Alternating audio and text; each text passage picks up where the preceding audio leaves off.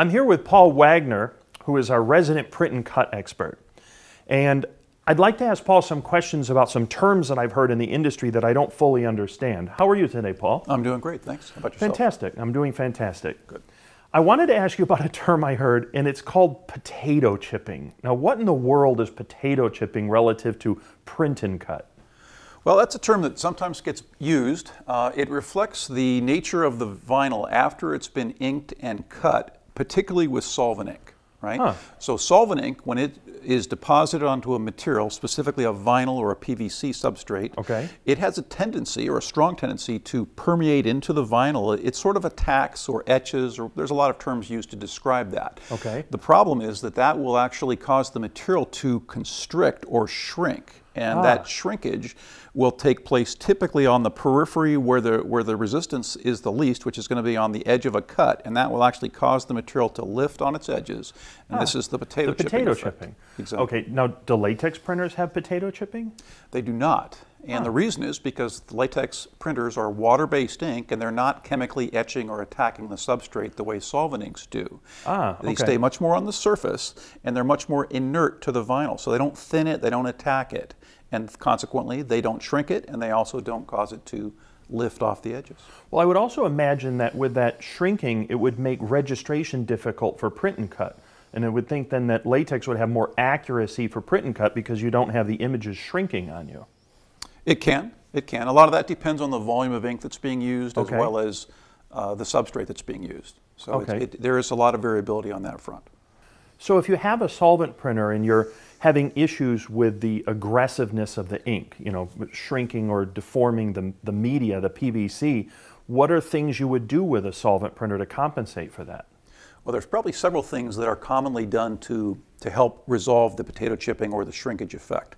One option would be to elongate the time in between the printing and the cutting. If you can completely outgas the solvent in the ink over a period of somewhere between 6 and 24 hours in between, that will help to an extent. Well, I have to imagine that affects your productivity. You're waiting like some indefinite period of time. That's certainly the case, Do yes. you know how long you have to wait, or is that sort of arbitrary? No. According to the manufacturers of the media, that's a minimum of 6 hours. Okay. In other cases, depending on the machine and the ink set, it can be 24 hours plus. Up to 24 hours. Wow. And what else would you do to compensate? Well, another thing that's commonly done is there can be some white unprinted area in between where the cut is taking place and where the ink is. So maybe a 1/10 or an 1/8 of an inch of gap, and that white vinyl will then hold the material down because it's not being etched or attacked by the solvent.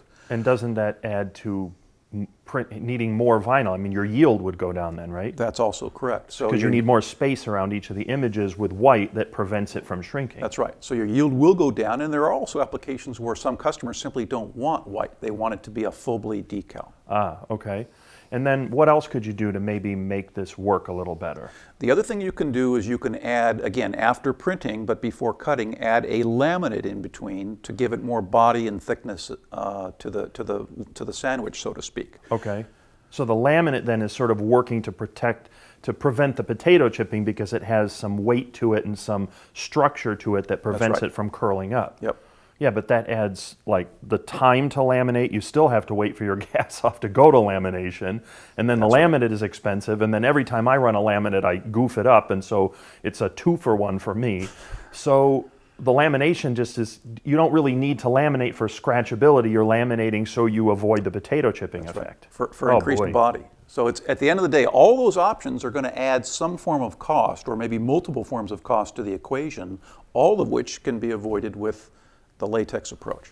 Fantastic. It sounds like latex print and cut has some distinctive advantages, the way that the ink reacts to the media sitting on top and preventing the, you know, potato chipping or deformation of the media from solvent-related printers. Absolutely.